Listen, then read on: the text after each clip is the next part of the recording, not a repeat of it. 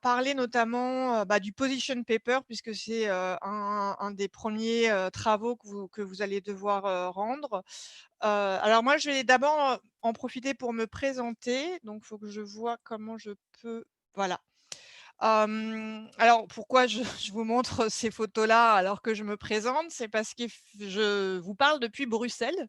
Donc puisque vous n'êtes pas là, puisque il y a peu de chances que vous puissiez venir, dans les jours qui viennent, j'essaie de faire venir Bruxelles à vous. Donc voilà, vous avez à gauche, l'entrée de la Commission européenne et puis à droite, une publicité pour, le Conseil, de l'Union européenne qui, est, pas vraiment ouvert en ce moment bien entendu, mais qui vous donne comme ça un petit air de la maison. Donc moi, je vous parle depuis alors spécifiquement depuis Molenbeek, à Bruxelles, une des 19 communes de la ville de Bruxelles.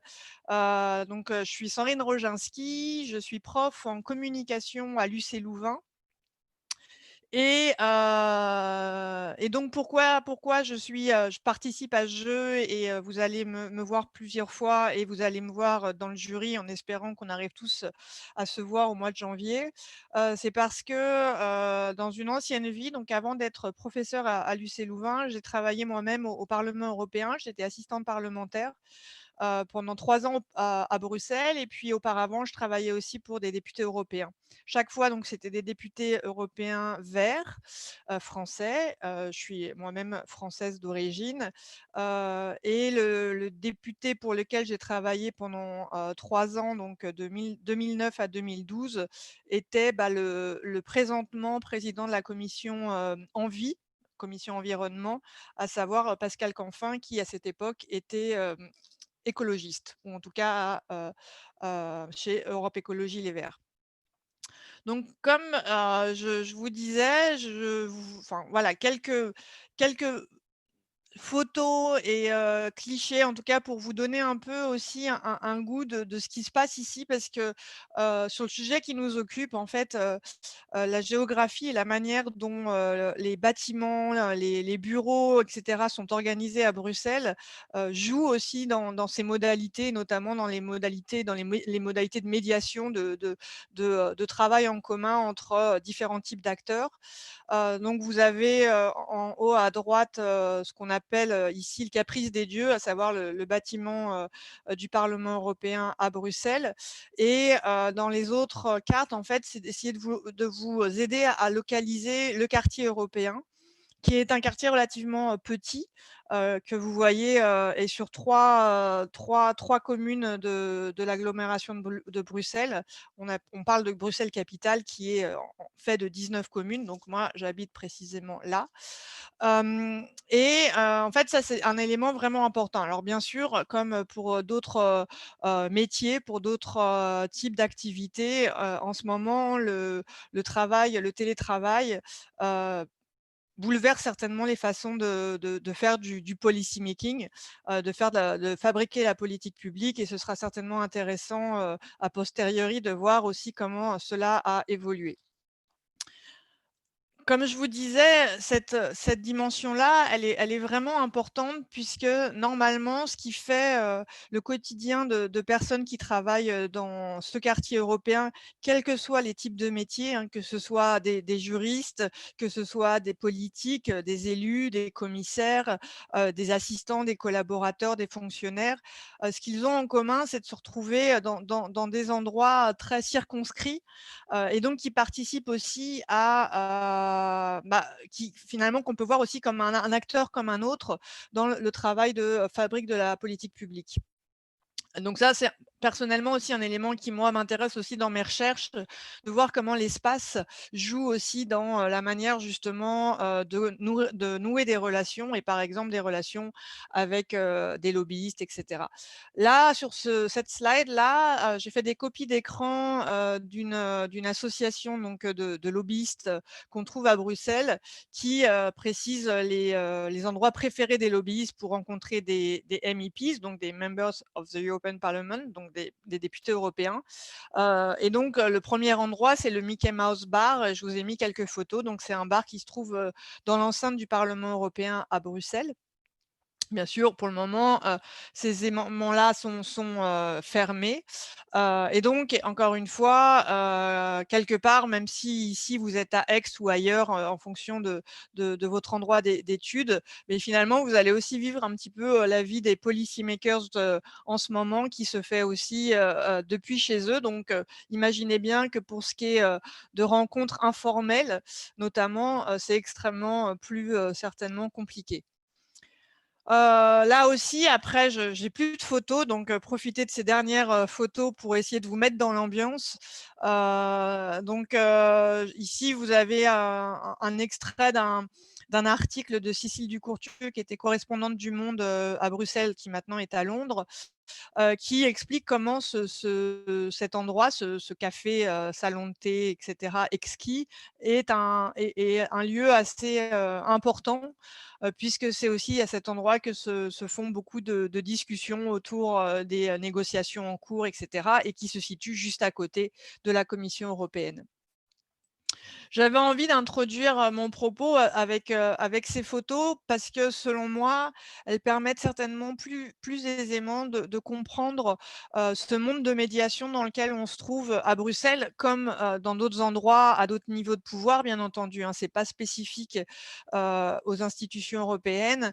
Les lieux de pouvoir sont aussi, des lieux, qui, se constituent, qui se construisent, d'une manière assez, spécifique puisqu'effectivement à côté des bureaux, à côté des salles de réunion, on a d'autres espaces de rencontres sociales. Qui plus est ici, ce qui est assez, enfin spécifique pour le coup à Bruxelles, c'est qu'on a effectivement beaucoup d'expatriés, donc on a beaucoup de gens qui viennent d'autres pays de l'Union européenne et qui, habitent, soit tout le temps, soit au moins une partie de la semaine, à Bruxelles. Et c'est tout aussi vrai pour les policy makers que pour les lobbyistes, que pour les journalistes, que bien sûr, pour, enfin les députés qui bougent, aussi dans leur circonscription ou même les fonctionnaires. Donc là, je renvoie à des travaux, d'un chercheur qui, justement s'est intéressé à cet aspect-là, à la manière dont, l'espace jouait dans les relations qui se construisaient, en prenant justement l'exemple de Bruxelles. Et en même temps, on peut aussi faire le lien avec les travaux, d'Hélène Michel, hein, enfin qui est aussi d'ailleurs partie prenante dans ce jeu, sérieux, et la proximité entre ce qu'elle appelle les agents des institutions et puis les agents extérieurs aux institutions. Donc notamment les lobbyistes, dont on va aussi, pas mal parler, maintenant, même si, encore une fois, il ne faut pas avoir une vision trop sclérosée parce que, on a affaire ici à vraiment une multitude d'acteurs, et chacun à son niveau joue un rôle. Donc, hier j'entendais, quand Philippe Aldrin, vous introduisait à la répartition des rôles entre étudiants. Alors effectivement, il y a des rôles qui sont plus visibles que d'autres. Il y a des rôles qui sont plus, qui sont dans des situations, de pouvoir exécutif, donc forcément, tout de suite, leurs décisions vont ou leurs propositions vont donner un petit peu là de ce qui se passe après. Mais néanmoins, il y a vraiment une diversité d'acteurs qui, font aussi, la politique publique, depuis leurs entrées respectives et notamment les journalistes qu'il ne faut pas non plus oublier. Et donc on est vraiment dans un espace de proximité avec des gens qui se connaissent, fort bien, parce qu'ils travaillent ensemble. Donc comme toute personne qui, travaille avec d'autres personnes, imaginez, quelque, milieu, professionnel que ce soit, il y a des connaissances qui se nouent. On n'est pas obligé d'aimer les gens pour travailler avec eux. Donc ça, je pense que c'est un élément important et d'ores et déjà, même si on se reverra plus pour un autre séminaire autour des réseaux sociaux, mais vraiment, je vous encourage à commencer à aller passer du temps sur Twitter, parce que Twitter est vraiment un espace assez, je pense, pertinent pour, justement, appréhender un petit peu, alors de loin certes, avec des limites forcément, mais appréhender néanmoins, ces relations qui peuvent exister entre, différents types d'acteurs et vous verrez facilement, un journaliste, discuter avec un député, un fonctionnaire discuter avec un journaliste ou avec un député, voire parfois avec des gens, de la société civile et des groupes d'intérêt. Heu, Maintenant qu'on a dit ça, l'autre élément qui est extrêmement important à bien comprendre de ce système européen, c'est, la place centrale de l'information. Alors bien sûr, nous quand on parle, enfin dans le au quotidien, quand on parle information, on pense souvent d'abord information médiatique, mais ça va bien au-delà, bien sûr, l'information et au final, dans ce lieu de pouvoir comme dans d'autres, le la monnaie principale, c'est aussi l'information. C'est d'avoir la bonne information et on verra, juste après à quel point c'est important, d'avoir la bonne information émanant des bonnes personnes au bon moment. Alors, dans mes propos que j'essaie enfin de distancier le maximum aussi de moi, mon expérience, pour le coup professionnelle dans cette bulle-là, qui maintenant est devenue un objet d'étude, mais qui a quand même pendant été un temps aussi mon environnement professionnel.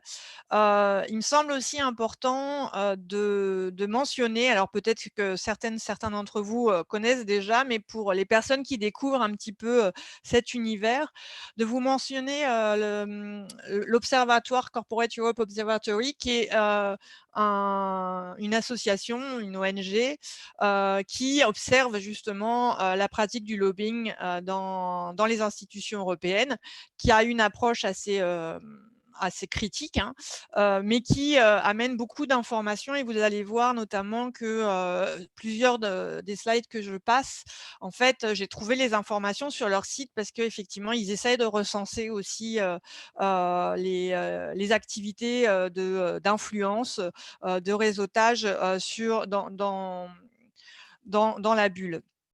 À ce titre-là, si vous regardez, si vous allez un petit peu jeter un œil, sur internet, vous verrez, justement qu'ils ont fait un petit guide de la, lobbycratie à Bruxelles, et vous verrez, vous pourrez aussi trouver sur YouTube toute une série de vidéos, ils font des lobby tours dans le quartier européen, donc ça peut aussi vous donner, un petit goût d'une facette en tout cas, de cette réalité-là, avec encore une fois cette, importance des lieux et des lieux concentrés et donc comment la proximité physique participe aussi, de la fabrique des politiques publiques.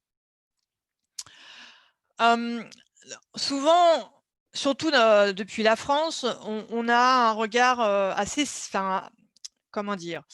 En tout cas très dur sur le lobbying, sur la pratique même du lobbying. Et on pointe souvent du doigt, Bruxelles parce qu'effectivement Bruxelles, couramment on dit que Bruxelles est la 2e capitale après Washington en termes du nombre de lobbyistes qui s'y trouvent. Néanmoins, ce que je trouve vraiment intéressant de ce niveau de pouvoir, c'est que, sans bien sûr que tout soit totalement transparent puisqu'il y a toujours, des endroits opaques et des couloirs de discussion qu'on ne voit pas nécessairement. Néanmoins, je trouve que c'est quand même un niveau de pouvoir où on peut arriver à trouver beaucoup d'informations, sur, les lobbyistes, notamment, via, bah, les registres, d'enregistrement et cetera. Mais finalement, ça nous amène, enfin, en tout cas, personnellement, moi, ça m'amène à m'interroger, sur cette question-là au niveau français qui est pour le coup très, très opaque, mais c'est pas pour autant que ça n'existe pas. Donc il y a quand même une tentative, au niveau des institutions européennes d'ouvrir, un peu, la fenêtre sur cette pratique qui néanmoins reste une pratique, aussi, en partie opaque, hein. C'est évident. Donc là, par exemple, cette copie d'écran, bah, si vous allez, tout simplement sur, le site de la Commission européenne, vous aurez ces éléments d'information sur, toutes les organisations qui se sont inscrites au registre, justement qui cherchent au registre. L'objectif, hein, c'est enfin, on n'a pas le temps ici de passer, son histoire, en revue, mais ça a été aussi en soi un combat, politique, comme certainement tous les éléments, qui existent, dans un lieu de pouvoir comme celui-là. Mais en tout cas, on voit déjà qu'on a quand même toute une série d'informations sur le type d'organisation. Donc je rappelle ici très brièvement parce que de toute façon, vous aurez à nouveau, un séminaire qui se consacrera spécifiquement à la question du lobbying. Néanmoins, pour arriver à la question du position paper, on est quand même obligé aussi de passer par cette dimension-là. Donc je rappelle ici quelques éléments sur le lobbying. De toute façon, je laisserai, mon PowerPoint par la suite pour que vous puissiez, y avoir accès. Mais un des enjeux, en tout cas un des enjeux politiques notamment, de cette question-là, c'est, la question de l'accès, aux lieux de pouvoir, et le fait effectivement, et c'est notamment ce que mettent en avant, les acteurs qui sont critiques de la pratique du lobbying dans les institutions européennes, c'est aussi le fait que tout le monde n'a pas le même accès, et qu'effectivement, l'industrie, et par des ressources financières et par, des médiations justement, professionnelles qui ont pu se construire avec des fonctionnaires et cetera. Parce qu'en plus, on a aussi ce phénomène de, revolving doors, donc cette possibilité de venir du privé pour aller travailler dans les institutions européennes. Enfin, il y a énormément d'éléments. Encore une fois, faut garder en tête que c'est des questions très complexes aussi. Mais effectivement, une des questions qui se posent, c'est, la l'égalité, d'accès et de fait alors, «d'influence» entre guillemets sur, les décideurs. Comme vous voyez, donc ça c'était, enfin des informations que j'ai pu, recueillir au fil du temps. Donc, certaines datent un peu plus, enfin il y a quelques années, d'autres sont plus récentes. Mais donc comme vous voyez, on a dans tous les cas, hein, une augmentation quand même, de ce type d'acteurs, qui ne faiblit pas. Donc, même si on a eu vraiment un boom entre, 2011 et 2012, depuis on est toujours sur une augmentation. Alors, je vous ai déjà parlé de Corporate Europe Observatory. Je me suis permise de mettre cette copie d'écran, dans la présentation, pas pour faire du prosélytisme, mais parce que, c'est vraiment une source d'information très, très riche. Donc si vous allez sur lobbyfact, .eu, vous pouvez vraiment avoir, des éléments, très factuels sur toute une série d'industries, d'entreprises et d'agences d'affaires publiques, et notamment en fonction des rôles que vous jouerez, ça peut être aussi des éléments parce que l'objectif aussi quand même du jeu, c'est que vous soyez aussi proche que possible de la réalité, et donc ça peut vous aider à avoir justement, un peu un ordre de grandeur, de cette réalité. Donc ça, c'est, un graphe qui a été généré hier. Donc, tous les jours, en fait, enfin, ça travaille vraiment sur, les big data, et donc enfin, tous les jours forcément et à toute minute, les éléments peuvent changer, même si ici, le site s'appuie aussi sur des données enregistrées, dans les institutions. Mais donc là, vous voyez quand même, ici, bah, la dominance, je vous en parlais juste avant, quand même du monde industriel dans, cette activité de lobbying. Et vous voyez donc en bleu, plutôt clair, c'est, tout ce qui est, enfin, toutes les organisations, et en bleu plus foncé, c'est les organisations qui ont un badge, puisque derrière, cette inscription au registre, l'enjeu, c'est aussi d'avoir un badge. Quand on a un badge, ça permet d'avoir accès donc normalement, hein, au bâtiment. Bon, pour le moment, justement, c'est là où, ça sera, je pense, très intéressant d'étudier, cette année, en télétravail. Mais on a accès au bâtiment, et donc on peut vraiment aller taper, aux portes des bureaux, et cetera, et cetera. Et donc là, vous voyez que même s'il y a une proportion, de, lobbying issu de l'industrie très, très forte, néanmoins, l'accès enfin, au bâtiment n'est pas proportionnel. Encore une fois, ça ne veut pas dire, hein, qu'il n'y a pas d'autres lieux de rencontre, comme je le disais, en introduction. Néanmoins, je pense que c'est des éléments à avoir en tête pour essayer d'avoir, au plus près la cartographie de la situation, des institutions européennes et du, quartier européen.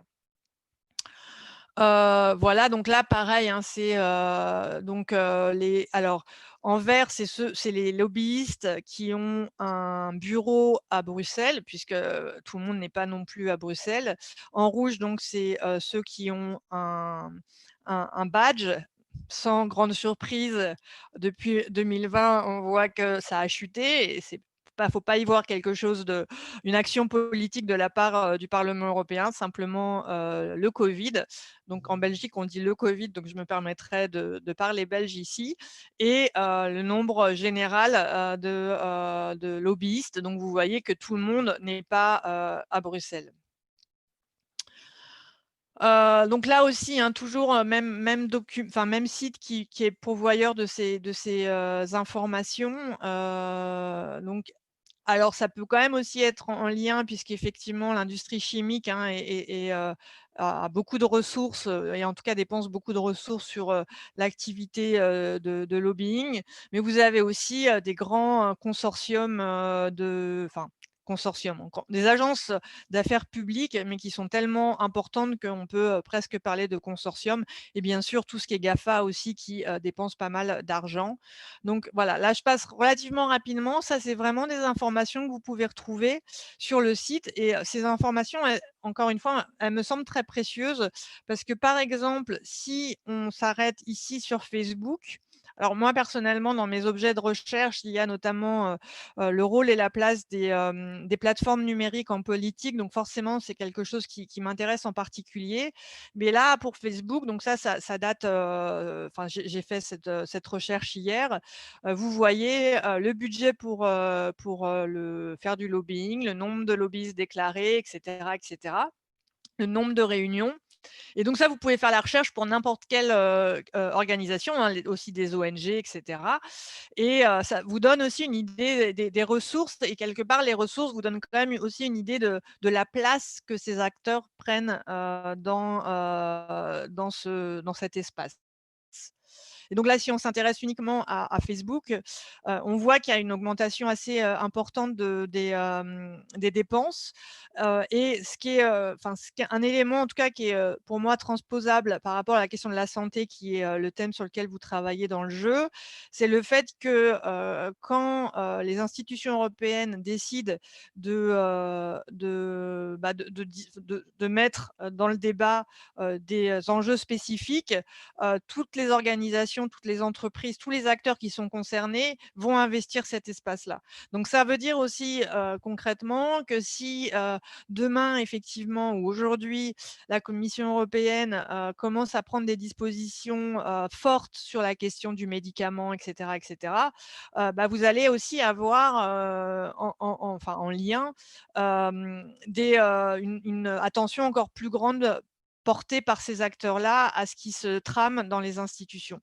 Alors bien sûr, encore une fois, ces acteurs de toute façon sont déjà là parce qu'il y a quand même un suivi, de ce qui se passe, au niveau des institutions, quel que soit le domaine d'activité. Donc même quand, l'Union européenne légifère peu sur un objet, néanmoins, les acteurs, les groupes d'intérêt et cetera qui sont sur ce terrain-là vont de toute façon être attentifs parce qu'on sait de toute façon qu'une politique publique va avoir un impact sur son objet, même si on ne sait pas spécifiquement ce sur quoi porte la législation.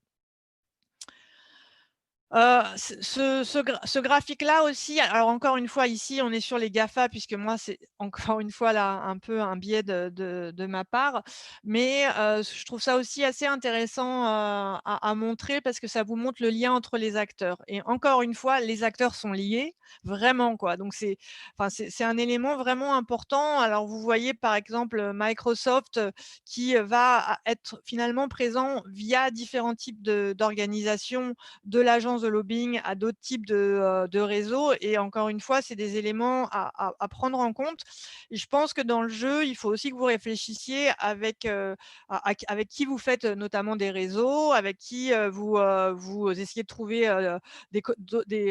terrains d'entente pour pouvoir porter quelque chose. Alors bien sûr, il faut qu'il y ait une cohérence, encore une fois, coller le maximum, au plus près de la réalité, mais c'est un élément important.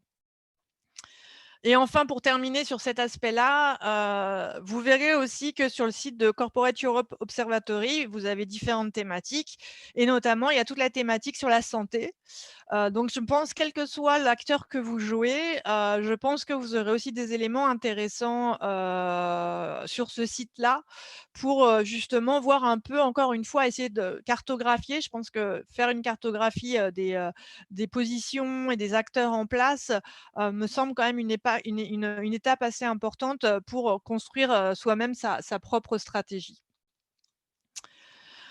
Alors, je passe à la deuxième partie, de ma présentation, sur le fait que si je remonte un petit peu à ce que je disais juste avant, sur le fait qu'on était dans un monde de médiation, premièrement. Deuxièmement, que l'information était centrale au fonctionnement de ce monde et ce qui est une facette de cette information, c'est la question de l'expertise. C'est vraiment un point central puisque également dans, les liens avec, les groupes d'intérêt, avec les acteurs, de terrain, enfin l'intérêt pour les décideurs, c'est d'aller récupérer des expertises, alors des points de vue certes, mais aussi, des expertises, de différents acteurs.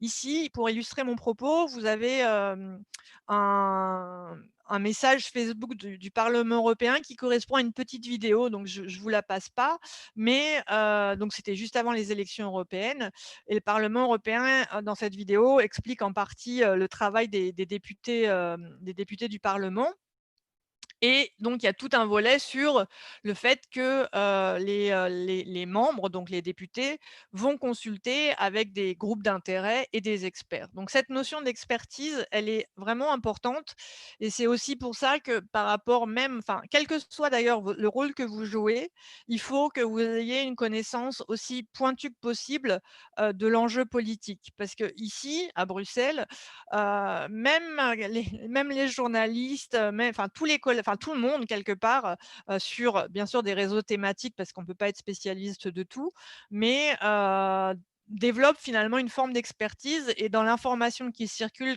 dont je parlais, juste avant, beh, en réalité, il y a une grande partie, qui est de l'ordre de l'expertise. Donc là aussi, hein, c'est bien renseigné dans la littérature, scientifique, sur cet aspect, expertise et ce qui est important aussi, c'est que l'expertise, elle est technique sur l'objet qui est le vôtre, mais elle est tout autant alors bon, ici CUS dit aussi géographique, mais on ne va pas rentrer dans cet élément-là, mais elle est tout autant pour le coup effectivement administrative et politique. Surtout que de toute façon l'administration, surtout, dans un endroit comme Bruxelles, est de toute façon l'autre face des acteurs politiques donc en gros, il faut à la fois connaître l'enjeu, la thématique, l'objet, le projet législatif, sur le bout des doigts, mais il faut aussi connaître sur le bout des doigts tout le fonctionnement et aussi les jeux d'acteurs. Donc voilà, l'expertise, c'est vraiment une modalité de médiation au sein de la bulle, pour vraiment pour, arriver à faire son chemin dans cette bulle européenne, qui est souvent le terme qu'on utilise, dans la bulle même et puis, parfois à l'extérieur puisque effectivement ça peut donner un peu, une impression de tourner sur elle-même, beh, c'est l'expertise. Si on n'arrive pas à être en capacité de parler d'un sujet, en fait, on a énormément de difficultés à se créer un réseau, à construire des relations et cetera. Alors ça, c'est pas spécifique, enfin, aux institutions européennes, hein. Là aussi, la littérature, nous renseigne pas mal là-dessus et notamment sur vous avez peut-être déjà entendu, ce terme-là, mais, de evidence based policy. L'idée qu'on va construire une politique à partir de preuves, tirées de, la science, de l'expertise et cetera. Alors après, bien entendu, il ne s'agit pas de dire que, il y a pas d'enjeu autour de cette expertise. Là-dessus, je renvoie notamment, à, bah, Sally Shirtle qui est une chercheuse, irlandaise qui s'est intéressée d'ailleurs également dans les institutions européennes, mais aussi au niveau, britannique, au rôle de l'expertise, donc au rôle aussi des chercheurs parce qu'en plus dans le système, anglo-saxon, en fait, les chercheurs sont depuis assez, longtemps mobilisés, peut-être voire instrumentalisés, c'est une autre question, mais sur justement pour ramener vraiment cet élément d'expertise. Alors ici, je vais pas rentrer dans le détail parce que j'ai pas le temps, mais je les laisserai dans les slides. J'ai mis aussi un entre parenthèses sur les groupes d'experts, donc qui sont, des groupes constitués, au sein de la Commission européenne avec, des experts extérieurs. Alors là aussi, hein, c'est un objet de discussion et de polémique sur la composition de ces groupes d'experts. Mais si vous allez regarder sur le site de la Commission européenne, vous verrez aussi, enfin, de quoi il retourne de ces groupes d'experts. Peut-être, certainement, vous en parlerez davantage dans le séminaire consacré au lobbying, donc je préfère ne pas trop m'étendre là-dessus. Et comme je le disais, je mettrai de toute façon à disposition mon PowerPoint et plusieurs slides sont consacrés. Néanmoins, je reste ici sur mon fil de l'expertise, avec cette volonté, en tout cas affichée comme telle, des institutions européennes et en tout cas ici de la Commission européenne, par le biais de l'expertise, d'avoir finalement un savoir qui est qualifié d'objectif et de représentatif. Cette notion aussi de représentativité est une notion, assez importante. Là aussi, je vous renvoie à tous les travaux, d'Hélène Michel et donc qui peut aussi, enfin, vous donner des éléments là-dessus. Encore une fois, en fonction du rôle que vous avez, forcément, ça a une importance plus ou moins forte. Parce que finalement, si vous êtes vous-même, quelque part, vous jouez un groupe d'intérêt, bah, forcément, c'est des éléments que vous devez, bien, bien appréhender. Mais même si vous êtes de l'autre côté, vous devez aussi, appréhender cette dimension-là. Et donc, ce qui est important ici, donc, on parle d'expertise, mais et je pense qu'en plus la crise Covid nous le montre de manière assez criante et peut-être, assez claire. Enfin, en tout cas plus claire que, juste une discussion entre chercheurs et chercheuses. Mais c'est de savoir, en fait, qui détient quelle expertise et qui décide, en fait, de ce qui est de l'expertise et de ce qui est de la preuve, d'expert.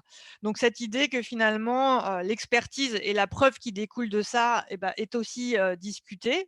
C'est pas quelque chose, qui fait, consensus, qu'elle est utilisée de manière, sélective et cetera et qu'en général elle est utilisée dans le cadre d'une démonstration. Donc on reste encore sur une dimension très politique. Là, j'ai gardé quelques exemples que j'avais déjà mis dans ma présentation de l'an dernier pour vous montrer, hein, pour vraiment illustrer ce propos-là.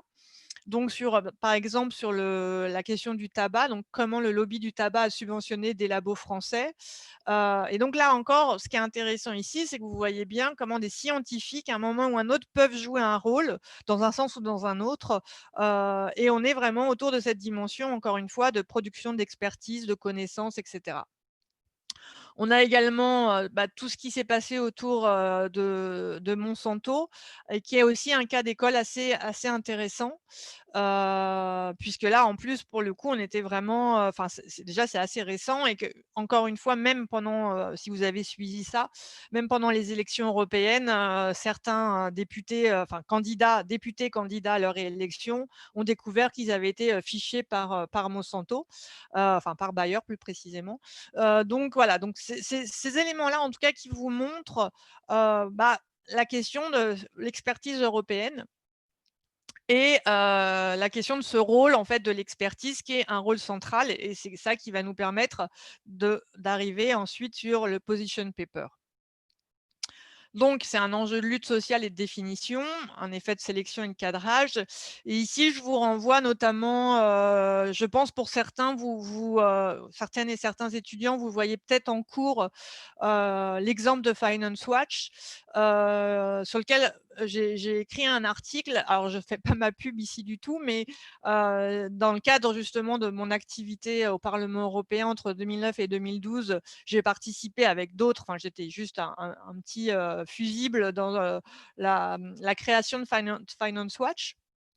Et ce qui est intéressant dans cet exemple-là, c'est déjà comment ça s'est créé puisque c'est une ONG, indépendante, mais quand même qui a été quand même, qui a émergé à l'initiative de députés européens assez étrangement et comment l'expertise a été, le justificatif, de, création de cette ONG, dans l'idée que sur tout ce qui était régulation financière, seule l'industrie était en capacité de faire du lobbying parce que, on est arrivé à un tel niveau de complexité de la régulation que les ONG, il y a aucune jusque-là, il y avait aucune ONG qui était spécialisée sur le sujet et les autres ONG, en fait, n'avaient pas nécessairement, les ressources pour développer les compétences nécessaires pour pouvoir, essayer de faire un semblant de concurrence à l'industrie. Et donc Finance Watch a été créé sur cette idée-là. Donc ça, derrière, c'est l'idée que, l'expertise, c'est, à la fois un répertoire d'actions, parce que c'est vraiment le répertoire d'actions de Finance Watch, et en même temps, c'est aussi une ressource parce que c'est ça qui permet, d'accéder, aux décideurs. Donc vous voyez ici, alors j'avais repris ça de je ne sais plus, je n'ai plus la source parce que c'est un tableau que je transporte d'année en année, mais qui, schématise, alors qui distingue selon moi un petit peu, de manière trop simpliste parce que je ne pense pas qu'on puisse si facilement distinguer, inside lobbying et outside lobbying. Je pense que surtout, peut-être encore plus aujourd'hui qu'hier, c'est, la porosité, ne permet pas de distinguer ça de manière très, très claire. Néanmoins, ce que je trouve intéressant donc de ce tableau que j'ai repris d'une source inconnue que je devrais quand même retrouver, c'est qu'on y retrouve des éléments assez centraux que je vais, décliner dans la deuxième partie de ma présentation, et on y retrouve sur cette idée d'expertise. L'expertise, elle est liée aussi à, la représentativité. Donc vous allez voir, j'ai aussi, des exemples de position paper que j'enverrai aussi avec, enfin que je peux pas montrer ici. En plus, ici, c'est pas facile, à distance, mais que, je vous enverrai également parce qu'il me semble, être vraiment des bons exemples de position paper, au sens où on voit justement, la mise en avant de la représentativité, qui on est, quelque part, qui on est pour donner son avis, l'avis en question, et parfois aussi un répertoire d'actions, ça peut être le recours à la morale.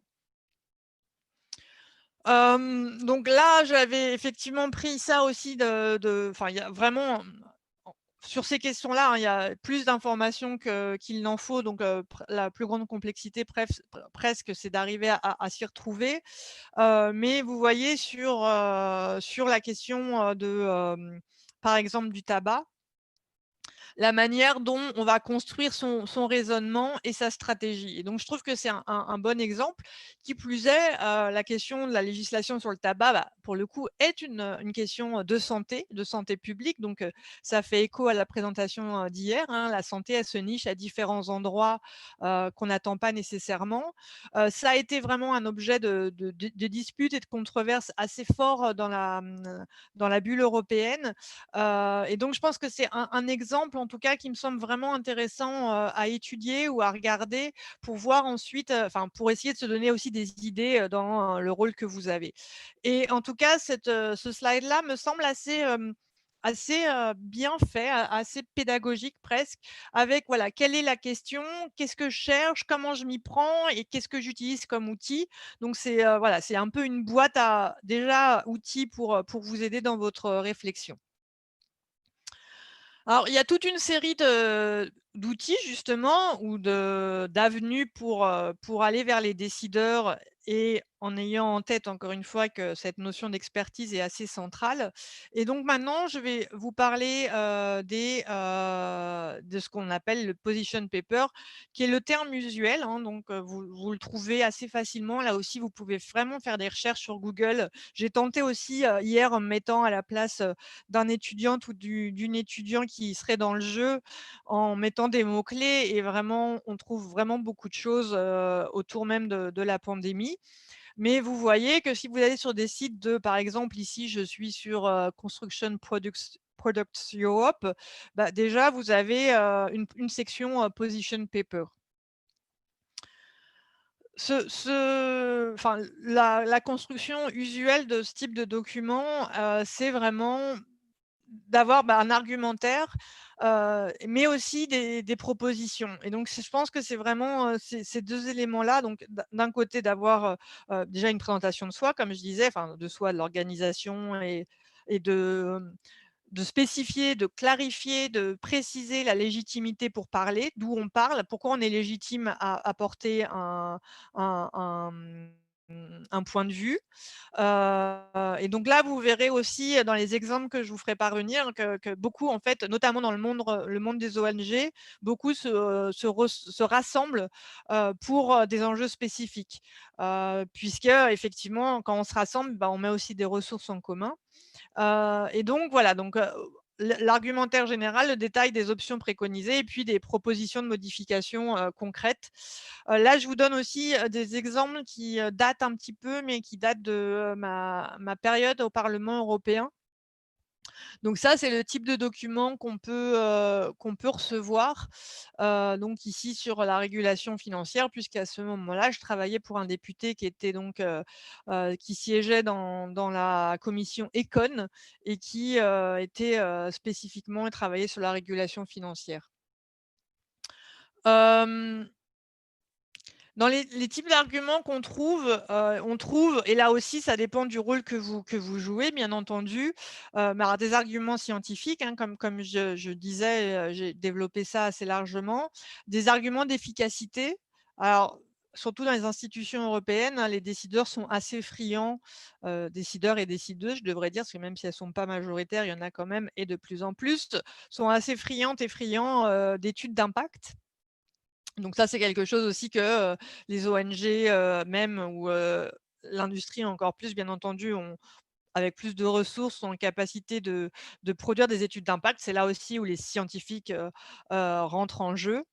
Et donc imaginez bien que pour produire une étude d'impact, bah, il faut quand même avoir un petit peu de ressources et puis bien sûr les arguments du terrain parce que c'est toujours aussi ça qui rend, la légitimité enfin qui donne de la légitimité au poids de l'argument, c'est de parler au nom d'autres, d'être porte-parole, d'autres et finalement que les autres soient aussi, nombreux, et importants que possible pour que sa parole, porte plus. Alors le position paper en général et vous allez voir, ensuite parce que c'est ce sur quoi je continuerai, mais il se décline au fil de la stratégie, d'influence qu'on construit, et donc il peut être de longueur, variable, mais dans tous les cas, il y a quand même un moment où, il est, l'objectif c'est qu'il soit pas trop long. Puisqu'on sait encore une fois que, les décideurs, décideuses ont peu de temps et donc il faut aller à l'essentiel et surtout l'idée, c'est que le position paper se suffit pas à lui-même, bien entendu. C'est, heu, c'est une pièce. Alors c'est une pièce centrale parce que c'est la pièce à partir de laquelle on va construire tout et le raisonnement et la stratégie. C'est pas si, évident que ça parce que bon, ici, dans le jeu, finalement, si vous jouez, tout seul un acteur, vous avez qu'à être d'accord avec vous-même. Si vous êtes trois quatre à jouer un acteur, bah, vous devez vous mettre d'accord avec trois quatre. Mais imaginez quand, vous êtes une tête de gondole quelque part d'un réseau européen. Imaginez que vous soyez, l'association représentative, de toutes les associations, nationales, de lutte contre le handicap, par exemple. Et beh, d'un pays à l'autre, la situation est différente, les cultures sont différentes et pourtant vous, en tant que tête de réseau, vous allez devoir mettre tout le monde d'accord et porter une seule, vision quoi, une seule proposition. Donc c'est ça aussi que le position paper, incarne, c'est qu'il incarne aussi, une étape, qui a en fait une étape en interne qui a déjà été faite. On n'arrive pas comme ça à un position paper, ça veut dire que dans le réseau, dans l'organisation et cetera, on a déjà construit, toute une, oui, tout un raisonnement, toute une, vision, toute une approche, tout un point de vue sur un sujet. Mais en général, en tout cas, quand on pense position paper dans la bulle, on pense plutôt à un document relativement court, qui va faire entre 2 5 pages, mais encore une fois, qui va se décliner de toute façon, de différentes manières. Donc encore une fois, j'insiste, qui se suffit pas à lui-même. Donc là, j'ai mis un exemple, ça c'est un lobbyiste qui a produit un ouvrage et qui a donné cet exemple-là. Hem, Dans les exemples que je ferai suivre avec la présentation, bah, vous verrez encore une fois avec mon biais, par exemple, un position paper sur les fake news et la désinformation en ligne. Alors c'est aussi un sujet d'actualité en ce moment au Parlement, hein. Il y a une commission, qui a été, mise en place, sur cette question-là, temporaire, commission temporaire. Donc c'est aussi quelque chose, qui est un objet de discussion actuellement et donc il y a aussi, toute une série, d'acteurs, qui sont, ici par exemple la publicité, qui participent quelque part en donnant aussi leur point de vue. Donc là, j'ai mis cet exemple-là puisqu'encore une fois, moi, c'est quelque chose qui m'intéresse, en particulier. Là, vous voyez, c'est relativement court, hein. À la fin, il y a les contacts, bien sûr et là, si je reviens juste, voilà, sur, donc, introduction, qui on est, le contexte et puis les solutions qu'on propose. Si vous regardez sur, le site du BUG, donc l'organisation, européenne qui représente les consommateurs, donc qui va, par exemple, en France, représenter notamment, Que Choisir, bah, vous avez aussi, par exemple, un position paper qui a été fait, qui est de 8-9 pages, je crois, peut-être un peu plus, sur, la question, du manque de médicaments. Donc comme je vous disais, enfin, c'est sur tous les objets, hein. Là, j'en ai trouvé toute une série, spécifiquement sur la question de la pandémie, des médicaments et cetera, donc je les ferai parvenir, et dans tous les cas, je pense que vous avez intérêt à en lire autant que possible pour arriver aussi à vous imprégner un peu du mécanisme de pensée. Comme je vous disais, après il est décliné, hein, il est décliné, sous forme d'audition, de communiqué de presse, d'objets de discussion et cetera et cetera. Donc il peut être décliné, de cette manière-là, hein, sous forme de fact sheets. Il peut être décliné finalement, dans les sollicitations. Donc là aussi, je vous mets un exemple de l'époque, où j'étais, enfin, on était au parlement. Donc on va recevoir par exemple, voilà l'association britannique, des banquiers. Donc il se décline de différentes manières et ici c'est assez intéressant. Bon, c'est quelque chose qui date de 2018. C'était une enquête qui était faite par, je pense, alors, une agence de lobbying parce qu'elles aussi, elles produisent beaucoup d'éléments sur ce sujet-là, ou en tout cas qui vous indique donc là, c'est une enquête qui a été faite auprès des députés européens, ce qui, selon eux, est important dans leur manière de travailler et là, vous voyez, par exemple, que les contacts personnels sont importants, les rencontres avec, les stakeholders, donc les parties prenantes, les lobbyistes, peu importe quel nom on choisit, et je pense que ces éléments-là, parce que finalement les contacts personnels, il peut aussi y avoir, des stakeholders, des collègues professionnels et cetera, mais ça rappelle aussi, cette importance-là. Sous forme d'audition, donc il y a beaucoup d'auditions, au parlement enfin en particulier. Bah, je pense, oui, enfin c'est vraiment justement au parlement que c'est aussi une modalité, de consultation, des groupes d'intérêt et cetera. Donc voilà, donc là je vous ai mis et vous verrez, vous aurez plus de temps, pour voir les illustrations. Donc là j'ai mis des photos que j'ai pu prendre, au parlement aussi au fil du temps. C'est vraiment madame. Oui, il y a une question? Ah non, non. Ah OK, Non, excusez-moi, je parlais avec mon colocataire. OK, pas de souci. Et voilà, sous forme de briefing. Donc là, c'était, toujours envoyé, à notre bureau quand je travaillais au parlement, sous forme d'études, sous forme de propositions d'amendements. Donc ça, c'est, je pense, aussi un élément assez intéressant. Donc vous voyez, bon, cher Alexis, c'était mon collègue, hein, suite à notre réunion récente, nous avons préparé quelques amendements pour le rapport Langen. Vous trouverez un résumé des principales justifications pour les amendements. Donc, là, on a vraiment donc ça a aussi été objet de polémique d'ailleurs dans les médias, parce que certains députés, corrompus effectivement acceptaient tels quels les amendements. Je pense que ça reste une pratique, assez marginale, mais néanmoins, il n'empêche qu'effectivement on va recevoir ce type d'éléments. Donc ça veut dire si vous êtes par exemple aussi un lobbyiste ou un groupe d'intérêt, une ONG, enfin peu importe l'acteur que vous jouez, et ben, à un moment ou à un autre, de toute façon, le texte final doit se construire avec des articles et des articles auxquels vous allez devoir proposer des amendements. Donc je passe assez vite puisque l'heure passe. Mais voilà, on en a vraiment à tout vraiment, enfin, sur tous les sujets à tous les niveaux. Vous pouvez avoir même ici, effectivement, quand, par exemple, la commission IMCO, produit un avis, mais vous allez aussi avoir des éléments comme des expositions, donc c'est assez courant, c'était assez courant bien sûr, d'avoir ce type d'exposition dans les enceintes du parlement. Donc là, par exemple, on est à Strasbourg, et là, toujours encore une fois, sous couvert de, présenter, des informations, des choses comme ça, on a quand même, toujours, bah, présenter des points de vue et essayer de convaincre. Donc bon, là, je passe rapidement, mais c'est vraiment, quelque chose d'assez, familier, enfin d'assez courant. Là, j'avais pris, en exemple, à l'époque où je travaillais au parlement, donc mon député, enfin le député pour lequel je travaillais était en Econ et aussi en IMCO, et en IMCO, il y avait, notamment toute la question, bah, du marché intérieur, mais par ce biais-là aussi, il y avait une opinion à donner sur, tout ce qui était, SNCF, hein, les droits du rail et cetera, et donc là, bah, c'est, des de types de produits que la SNCF nous envoyait avec, chaque boîte un peu comme un médicament, et chaque fois un message qui accompagnait, chaque boîte, et bon dedans, des bonbons que j'ai pas mangés, donc je pourrais pas vous dire s'ils étaient bons ou pas. Pareil sur vraiment tous les sujets, quoi. Et bien sûr, il y a aussi, la publicité. Alors pas la publicité ici, pensée, vers l'extérieur, mais la publicité pensée pour la bulle, et là, j'en parlerai, la prochaine fois qu'on se voit autour des réseaux sociaux et du rôle notamment, de Politico, donc qui est un organe de presse, qu'on trouve ici à Washington justement, et qui a un modèle économique assez particulier, mais une partie est justement, enfin, finalement, de participer à cette vie, de stratégie d'influence, d'information, de médiation.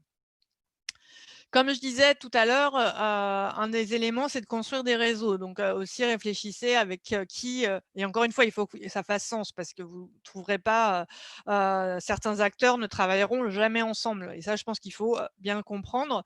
Mais effectivement, on a sur les objets, sur des enjeux, ici, par exemple, lifelong learning, on va avoir des associations qui vont travailler ensemble qui, généralement, ne travaillent pas nécessairement ensemble, quoi. Donc c'est un élément aussi, je pense, important, et là aussi dans les documents, les exemples de, position paper que j'ai trouvés, bah, de toute façon, vous le verrez aussi parce qu'il y a effectivement, donc sur la question de la santé notamment, déjà des réseaux qui se sont, créés.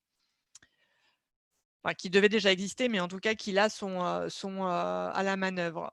Dans À côté du position paper, une fois qu'on l'a, c'est encore une fois, et il y avait un slide, précédemment qui l'indiquait, de réfléchir, au bon timing et aux bonnes personnes. Et donc là, je pense qu'un élément central, alors je vais un peu plus vite parce qu'on va arriver à la fin du temps imparti, mais un élément vraiment central, c'est, la maîtrise du calendrier, et donc ça veut dire aussi de bien comprendre le fonctionnement, des institutions, pour voir quand est-ce que, effectivement, on essaie d'intervenir ou pas. Alors, je sais que dans le jeu, c'est pas forcément évident, mais il faut vous dire que, c'est aussi, enfin, si vous êtes des acteurs, par exemple, de la société civile ou de l'industrie et cetera, c'est aussi dans ces étapes-là qu'en fait, il faut aller frapper, aux portes des uns et des autres, quoi. Donc faut pas être juste, entre guillemets, «passif» en attendant qu'un texte soit produit auquel vous réagirez, mais faut aussi, dès le départ, aller voir, les sons de cloche, comment les différents décideurs, par exemple, pensent les choses. Bon, là, je vous laisserai, découvrir les slides, tranquillement, pour comprendre un peu, hein, ce que je raconte, un peu plus précisément, mais en tout cas, c'est vraiment l'idée. Et l'autre idée, bien sûr, c'est de choisir, à qui on s'adresse. Hem Là aussi, alors bien entendu, quand des étudiantes ou étudiants jouent des députés, bah, on n'a pas forcément tout le bureau de députés qui va avec. Mais effectivement, en tout cas, il faut savoir que, les collaborateurs, les gens de l'ombre jouent aussi un rôle extrêmement important, parce que souvent c'est les portes d'entrée, vers, les acteurs. Parfois, c'est plus que même des portes d'entrée, et donc là, vous voyez aussi que, bah, il y a toute une série alors dans le langage, communication, marketing, on va parler de cible, mais c'est un terme qu'on retrouve aussi, là. Donc voilà, je vous ai mis aussi des éléments que vous pourrez retrouver en espérant que ça puisse, vous être utile. Encore une fois, réfléchissez par rapport à qui vous êtes dans le jeu et vers qui vous pouvez avoir, entre guillemets «de l'influence», parce qu'en fait, on peut influencer que les gens qui veulent bien être influencés quelque part. Et à cet égard, bon, ici un exemple, qui vous montre en fait, c'est pour ça que je le trouve intéressant toujours sur cette période où je travaillais au parlement, mais à cet égard rien n'a changé, hein. Que, bah, déjà vous voyez avec le tutoiement et cetera, que quand il y a des affinités parce qu'il y a des idées politiques partagées, bah, forcément, ça, ouvre aussi des portes d'entrée. Donc là, par exemple, Oxfam.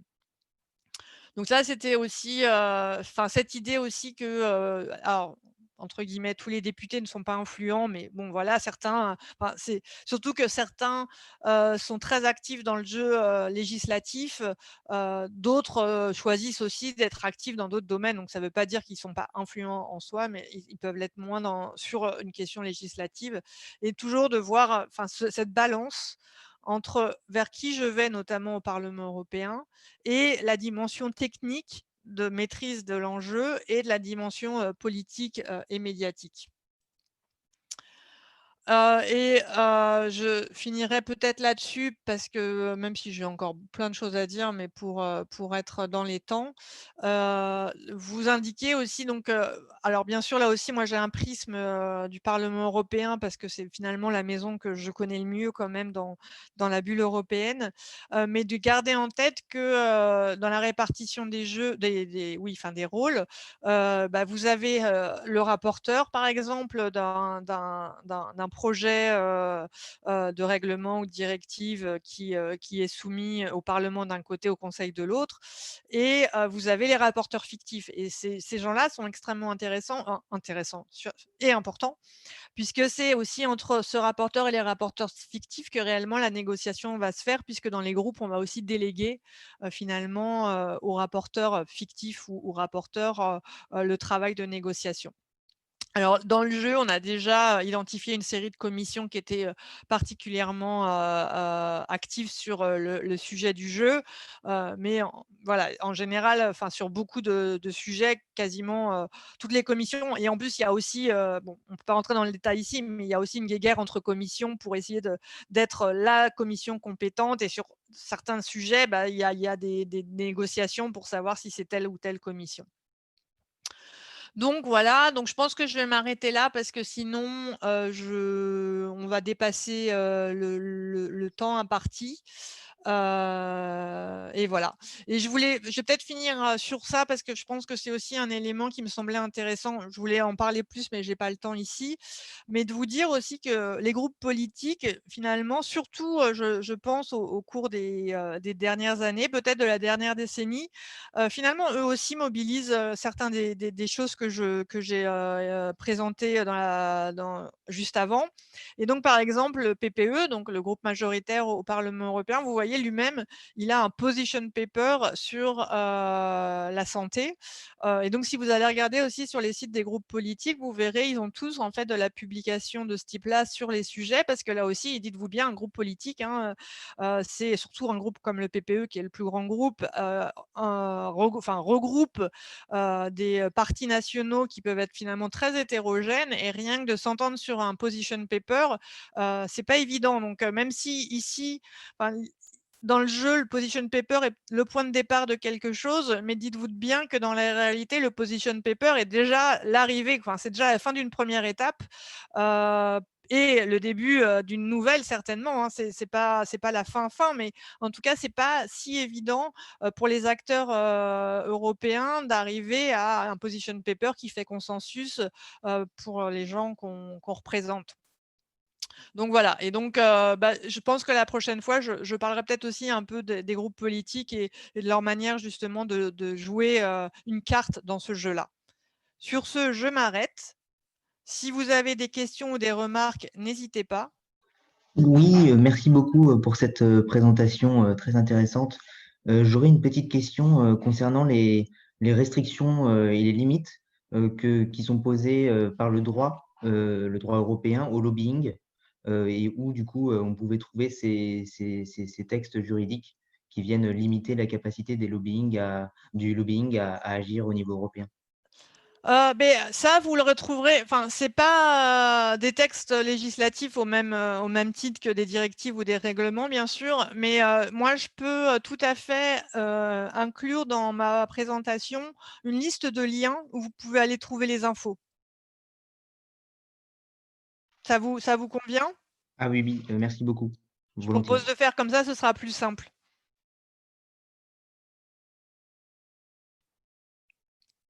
Donc, je mettrai tous les liens où vous trouvez les infos spécifiques relatives justement à votre marge de manœuvre en tant que groupe d'intérêt, si vous êtes un groupe d'intérêt quelconque, ONG ou quoi.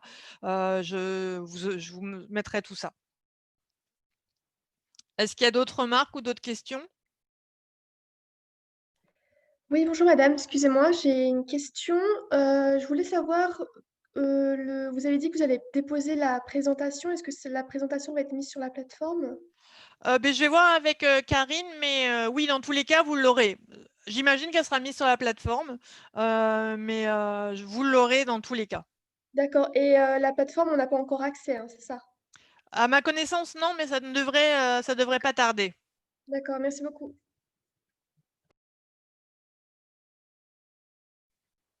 D'autres questions, d'autres remarques? Oui, simplement, vous nous aviez expliqué que vous aviez travaillé au Parlement européen. J'ai oublié, vous l'avez peut-être mentionné, mais sur quel dossier vous avez été amené à intervenir au niveau du Parlement? Alors moi personnellement, hein, je fais partie des petites mains, des esclaves de députés européens. Donc personnellement, voilà, j'ai pas travaillé, c'est la répartition aussi des rôles, hein. J'ai pas été élue pour porter la parole de citoyens. Le député pour lequel je travaillais était, ses dossiers principaux étaient dossiers de régulation financière où pour ma part, je ne comprenais strictement rien, donc je ne travaillais pas dessus. Et donc sur ces questions-là, le seul, enfin, ma contribution, ça a été plutôt de porter le projet Finance Watch, qui était un projet qui sort un petit peu des clous du Parlement, hein, mais qui est un projet important. Finance Watch existe toujours. Ils sont financés maintenant de manière assez pérenne par la Commission européenne. Bien sûr, seulement une partie, l'autre partie, ça doit être de fonds propres. Donc, ça valait le coup. Et sinon, en termes vraiment législatifs, moi, j'ai travaillé pour mon député, mais ce n'était pas sa priorité. Néanmoins, il a quand même été rapporteur fictif sur ce texte-là. J'ai travaillé sur les aides d'État aux services publics. À la délégation de service public, pour être plus précise. Donc voilà, parce que ça aussi, c'est une prérogative de la commission IMCO, donc marché intérieur et protection des consommateurs. Dans le bureau, on était 3 personnes à travailler, donc on travaillait de manière très, très collective. Et donc, mais j'avais effectivement ce collègue Alexis que vous avez vu cité dans l'un ou l'autre mail de lobbyiste, qui lui était vraiment sur la régulation financière parce qu'il comprenait et il était extrêmement excellent sur ce sujet-là. Et donc ça, c'était en Econ et moi, je suivais la commission IMCO. D'accord, merci beaucoup. Et comment on peut accéder à ce type de poste? Beh, alors on accède, alors c'est par différents biais, on peut accéder par le militantisme, hein, même si, c'est certainement moins le cas aujourd'hui qu'il y a quelques années. Alors, en tout cas, je peux vous parler pour ma part. Pour ma part, donc en 2004, les députés, à ce moment-là, ils étaient 6 députés verts français, ont mis en place une infrastructure qui faisait le lien entre ce qu'ils faisaient au parlement et le parti. Et ils ont fait un très classique, de manière très classique, un appel à candidature. Je connaissais personne, je n'avais pas ma carte au parti. Néanmoins, je venais de faire ma thèse en sociologie, qui avait une dimension européenne, hein, et donc j'ai été embauchée. Et donc pendant 5 ans, j'ai travaillé pour, là, les 6 députés, donc là, de manière collective. Et puis en 2009, j'ai rejoint, Pascal Canfin, enfin, que je connaissais déjà parce qu'à ce moment-là, lui, il était responsable de la commission économie, des Verts, avant ELV. Et voilà, donc en fait, mon enfin quelque part, ma trajectoire est pas si, unique que ça. Vous avez quand même beaucoup de gens qui, alors peuvent commencer par un stage, peuvent commencer par quelque chose qui est pas nécessairement au Parlement européen, mais qui va construire aussi du lien parce que c'est ça aussi, qui est nécessaire en fait, quoi. Mais, mais par exemple, enfin, il y a les députés européens, mais il y a aussi les groupes politiques. Donc rien que là, j'ai encore un prisme du groupe des Verts forcément parce que c'est celui pour là où moi je me trouvais. Mais par exemple là, il y a des offres d'emploi plutôt en communication. Il y a des choses qui se passent. Après, il faut être attentif et je pense que aussi une des portes d'entrée, c'est quand même, en tout cas pour une partie des députés, c'est une forme de militantisme. Il ne s'agit pas nécessairement d'avoir sa carte, mais d'être actif d'une certaine manière quand même sur des enjeux politiques. Et puis, ne pas oublier l'échelle de la circonscription. Et donc, ça peut aussi commencer par là, de voir les députés européens de votre circonscription, voir le député européen. Alors bon, maintenant, il n'y a plus qu'une seule circonscription, donc je ne devrais pas dire ça parce que c'est faux, mais en même temps, on sait très bien que voilà, il y a quand même des terrains locaux et que finalement, sur les listes aux européennes, il y avait le souci de quadriller le territoire français. Donc, regardez peut-être aussi par rapport à vos propres idées politiques, vos convictions politiques, d'aller voir quel député européen serait dans votre le plus près de vous localement et d'aller frapper à la porte. D'accord, c'est gentil. Merci beaucoup pour ces conseils. Mais encore une fois, je pense qu'en tout cas, de ce que je peux observer encore aujourd'hui, je pense que si vous avez un investissement, que ce soit un investissement associatif ou politique ou quoi, ça aide quand même parce que finalement, les gens qui veulent travailler dans ce milieu-là sont des gens de toute façon de votre calibre à toutes et tous avec des beaux diplômes, etc., etc. Et donc après, la différence peut aussi se faire sur votre parcours à vous et sur votre investissement à vous, enfin voilà, pour la société, quoi.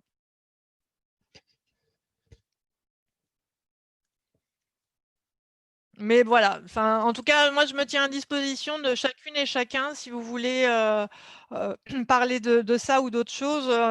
Excusez-moi, j'aurais une petite question sur Oui, le position paper, s'il vous plaît. oui, allez-y. Quand on est membre d'un groupe parlementaire, est-ce que notre position paper, on doit travailler en coopération ou en cohérence avec notre groupe parlementaire ou ça doit être un peu personnel? Je suis un peu perdue. Ouais, c'est une très bonne question. En fait, dans les groupes parlementaires, il y a donc admettons, je vais prendre l'exemple du groupe des Verts. Je pourrais prendre n'importe quel exemple, hein, mais c'est juste pour vous essayer de clarifier mon propos. Vous avez par exemple le groupe des Verts, vous avez par exemple les Verts allemands, vous avez les Verts français, vous avez des Verts irlandais, vous avez voilà. Et après c'est plic-ploc. Mais ces Verts, enfin donc par exemple ELV, les Grünen ou je ne sais quoi, vont aussi se réunir en délégation. Donc, et c'est encore plus fort dans les autres groupes, donc ça, c'est important. Il y a cette échelle de la délégation, mais c'est vraiment pas l'échelle personnelle, hein. Le groupe politique, il va parler collectif et donc même s'il y a des échanges, il y a des réunions de groupe où tout le monde peut s'exprimer individuellement. Néanmoins, pour arriver à avoir une position, on va passer par déjà aussi des discussions en délégation. Donc, on parle de délégation, hein, en général, c'est vraiment le mot qu'on utilise. Parfois, on dit délègue. Voilà. Et l'idée, c'est que ces réunions de groupe qui ont lieu toujours la semaine, notamment avant Strasbourg. Donc, ça, c'est aussi un élément, vous le verrez, le calendrier du Parlement, il structure quasiment tout le fonctionnement des institutions européennes, quoi. Il y a vraiment dans les médiations, dans les discussions, ce calendrier est assez central. Même aujourd'hui, même si tout le monde est chez soi, néanmoins, on reste quand même calé sur ce calendrier. Et donc la semaine avant Strasbourg, les groupes politiques se réunissent pour préparer Strasbourg, mais aussi pour préparer le reste. Et pareil, il y a des semaines qui sont dédiées vraiment, enfin il y a des réunions de groupe, quoi. Dans ces réunions de groupe, on va justement, admettons, il y a une proposition sur la régulation sur les médicaments. Donc ça va être, par exemple, en commission marché intérieur. Donc, c'est forcément les députés de cette commission qui vont, donc du groupe vert, admettons, qui vont porter le sujet en expliquant la situation, en expliquant machin, les tenants et aboutissants. Ils sont toujours aidés par des collaborateurs hein, qui sont spécialistes aussi des sujets. Et va commencer une discussion dans le groupe. Chacun va donner son point de vue avec encore une fois cette échelle intermédiaire des délègues nationales. Mais l'objectif, c'est qu'à la fin, on produise un document qui est le point de vue du groupe politique. Alors, un groupe comme le groupe des Verts, déjà, c'est pas un groupe hyper nombreux, même s'ils ont gagné des députés. Et surtout, il y a une cohérence idéologique assez forte. Donc, en général, c'est relativement facile, même si, par exemple, je parlais tout à l'heure de tout ce qui était aide d'État au service public, bah, rien que ça, c'était déjà pas si simple parce qu'on n'avait pas tous la même vision des services publics et même les Allemands et les Français. Voilà, il fallait trouver un compromis. Donc, déjà, le travail de compromis, il se fait déjà à ce niveau-là, en fait. Et sur des groupes comme le PPE ou SND, les socialistes, bah, ils sont encore plus nombreux. Ils ont des partis encore plus hétérogènes. Et donc là, imaginez, c'est encore finalement plus compliqué. Et donc, quelque part, le position paper du groupe va être le dénominateur commun. Et parfois, le dénominateur commun, il est assez bas par rapport à ce que, individuellement, comme député, on peut vouloir, on peut souhaiter. Et parfois, il répond à ses attentes personnelles. Donc, il y a la position du groupe. Cette position du groupe, elle est super importante parce que quand il va y avoir les votes, c'est elle qui va définir les votes. Donc voilà, donc le collaborateur, il va faire la liste de vote et donc quand les députés vont voter, ils vont savoir que là, ils doivent voter pour, là, ils doivent voter contre, etc. Donc ça, c'est la position du groupe. Mais une grosse différence entre le Parlement européen et l'Assemblée nationale, c'est la liberté de vote. Donc effectivement, c'est aussi parce que voilà, c'est un système politique totalement différent. Il n'y a pas de majorité d'opposition de la même manière qu'on peut avoir en France. Enfin, il y a plein d'explications à ça, mais surtout ce qu'il faut retenir, c'est qu'il y a une liberté de vote et qu'effectivement, mais on peut voter différemment du reste de son groupe. Là encore, par exemple, le groupe des Verts est assez homogène, donc les votes sont assez similaires. Mais si vous regardez les votes pour certains textes dans d'autres groupes, vous allez voir que les votes sont pas du tout similaires. Et là, vous allez regarder, en général, c'est lié au pays. Donc là, vous pourrez avoir, par exemple, tous les Français qui décident de voter contre ça dans le groupe du PPE, par exemple. Et là-dessus, se joue aussi, et ça c'est un élément, je pense, important, la dimension aussi politique, contextuelle politique dans le pays, quoi. Donc par exemple, si je vous donne juste un exemple très, très, très bref, mais très actuel, sur la politique agricole commune, qu'on vient de voter au Parlement, il y avait aussi des discussions, par exemple, si je reprends l'exemple du groupe des Verts, entre les Verts allemands et les Verts français, sur la position, enfin le contexte politique du moment dans chaque pays, quoi. Et les votes sont aussi des moments, parce que certains votes, en plus, les recall votes sont nominatifs. Donc, ces votes sont aussi des choses qui peuvent circuler, que les opposants vont utiliser et que soi-même, on peut d'ailleurs utiliser. Donc, autour du vote, il y a énormément de choses, énormément d'enjeux. Mais le position paper, c'est vraiment la position du groupe politique. Et ça, c'est vraiment important à bien comprendre que la position du groupe politique, c'est pas nécessairement la position d'un député qui appartient pourtant à ce groupe politique. Mais du coup, juste une question, on écrit un position paper du coup commun à tout le groupe. En tout cas, il y a cette étape-là, oui. Parce que, encore une fois, le truc qui est important aussi à retenir sur le position paper du groupe, c'est que c'est quand même finalement la boussole. Donc, même si après, on se positionne individuellement, peut-être un peu différemment ou quoi, le député ou la députée aura toujours comme objectif de paraître cohérent et de donner le sentiment qu'il est dans un groupe politique cohérent, qui fonctionne, etc. Donc, il n'a absolument pas intérêt ou elle n'a pas intérêt à dire mon groupe pense ça, mais c'est n'importe quoi, moi je pense autre chose. Donc, dans tous les cas, le position paper, c'est quelque part la déclaration aussi publique, hein, parce qu'en plus, comme vous voyez maintenant, alors ça, c'était pas le cas il y a 10-15 ans, mais maintenant, les groupes politiques, souvent, les mettent sur internet, en tout cas une partie sur internet.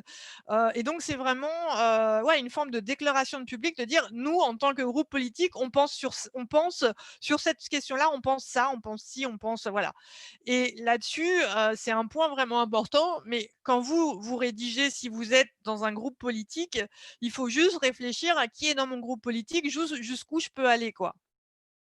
Parce que concrètement, si vous êtes dans un groupe politique, bon, je caricature, mais admettons, vous êtes dans un groupe politique de, de droite, par exemple, et vous devez faire quelque chose sur les services publics. Bah, les services publics, ça n'a pas le même sens pour tout le monde, enfin, dans tous les pays. Et là, ça veut peut-être dire que, OK, votre groupe politique, il prend ce point de vue-là, qui est le dénominateur commun bas, mais vous, individuellement, vous pouvez aller plus loin. Ok, donc concrètement, Ouais, allez-y.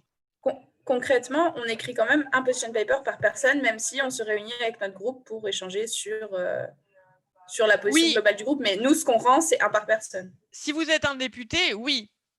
Mais gardez en tête le groupe politique dans lequel vous êtes. Ok, je vous remercie. Parce qu'en fait, c'est juste la cohérence en fait qui est importante là. C'est que si, admettons, vous dites blanc, mais que vous êtes dans un groupe qui dirait rouge, eh ben, ça paraît bizarre de dire blanc, quoi. Donc dans ce cas-là, vous êtes dans un groupe qui dit rouge, vous regardez la position du parti politique dans lequel vous êtes censé être dans le cadre du jeu. Et là, vous allez essayer de trouver encore une fois, un compromis. Le maître mot dans les institutions européennes, c'est compromis, quoi. Et donc, ça ne veut pas dire que vous allez refaire un programme comme si vous faisiez un programme si vous étiez chez les Républicains, par exemple. Vous allez écrire en disant, OK, moi, je suis républicain, je pense ça, mais mon groupe, il a pris telle et telle position sur tel sujet, donc il faut que je fasse quand même un pas vers mon groupe, quoi. Est-ce que c'est plus clair comme ça? Oui, pour moi, Oui, je vous remercie, c'est plus clair. Et c'est vraiment, enfin, là pour le coup, vous êtes quand même dans la réalité de l'activité, de trouver toujours la balance et l'équilibre entre une réalité nationale et une réalité européenne. Et c'est aussi ça, en fait, c'est d'être prise toujours entre, enfin, surtout quand on est du côté du Parlement européen, la Commission, c'est bien sûr différent, mais du côté du Parlement, c'est aussi un élément à garder en tête, c'est, voilà, votre parti, la réalité du moment et en même temps la réalité la réalité du groupe politique, parce que l'objectif c'est de faire fonctionner les groupes politiques. Donc si à un moment ça explose, bah ça c'est pas très très positif. Donc dans l'écriture de votre travail, pensez à la fois à qui vous êtes, quel parti machin, et en même temps allez voir quand même les groupes politiques parce que ça reste une donnée vraiment importante. Et allez voir aussi les sites des délègues nationales parce qu'en général, si c'est dans des langues que vous comprenez, c'est aussi des sites où on trouve de l'information. Mais effectivement, c'est d'une vraie complexité. Il y a vraiment différentes portes d'entrée, il y a différentes échelles. Et moi, je me tiens vraiment à votre disposition, hein, celles et ceux qui ont besoin qu'on passe un petit peu de temps à regarder sur Internet ensemble à distance. Moi, il n'y a aucun souci, hein. D'ailleurs, à ce propos, est-ce qu'on peut avoir votre adresse mail, si possible? Oui, bien sûr. Alors, je l'aurais mis sur la présentation, mais en tout cas, je vous la donne. Donc, c'est mon prénom, Sandrine, point Roginski, donc ROGINSKY, @uclouvain.be. Donc Louvain, LOUVAIN.be. Et je suis sur Twitter. Si jamais vous avez oublié tout ça, vous me trouverez sur Twitter. Merci. Mais dans tous les cas, je communiquerai tout ça, enfin comme je mettrai tout ça bien sur le PowerPoint, et je mettrai aussi là les liens pour la Commission européenne et le Parlement sur tout ce qui est lié au groupe d'intérêt et au lobbying. Et tout ce qui est lié au groupe politique en particulier, par rapport aux questions qui ont été posées, les personnes qui auraient besoin qu'on aille plus loin dans le détail sur cet aspect-là, n'hésitez pas, quoi. Parce que je peux vous envoyer en plus il y a des choses que je peux pas mettre publiquement, donc que je mettrai pas sur le site. Mais après, il y a des exemples de position paper que je peux vous envoyer à titre voilà, confidentiel, juste pour vous donner des exemples de comment un groupe va produire aussi quelque part sa pensée, sa position, et puis d'une certaine manière aussi sa doctrine politique par ce biais-là, quoi. Mais si vous regardez en tout cas, que c'est un sujet totalement différent de celui du jeu de cette année, mais c'est en même temps très très actuel. Si vous regardez un petit peu toutes les discussions qu'il y a eu autour de la PAC, il y a 2 semaines, vous verrez vraiment des choses assez intéressantes. Et par exemple, si vous suivez le cas de Pascal Durand, qui était auparavant EELV, qui maintenant est Renaissance, donc En Marche, c'est un cas vraiment intéressant sur justement cet équilibre entre une position de groupe et une position individuelle. Ou le 4 parce qu'avec enfin à cet égard aussi et je pense assez intéressant. Vous pouvez justement voir comment ils essaient de enfin voilà, de satisfaire, la chèvre et le chou et d'arriver à trouver un chemin et une forme de cohérence. Parce que je pense que enfin là, ici, je pense que le maître mot de tout ce que je raconte sur cette partie-là, c'est la cohérence, quoi. Voilà. Bah, je pense qu'on a écoulé le temps. Donc, si vous êtes d'accord, on pourrait peut-être arrêter là. Mais encore une fois, moi, je me tiens à votre disposition. N'hésitez pas à envoyer des mails pour des choses qui n'auraient pas été super claires ou des choses que vous voulez continuer à discuter ou clarifier. Voilà, je pense en fonction des rôles que vous avez, vous aurez peut-être plus cette envie-là ou ce besoin-là. Et donc, je me tiens à votre disposition.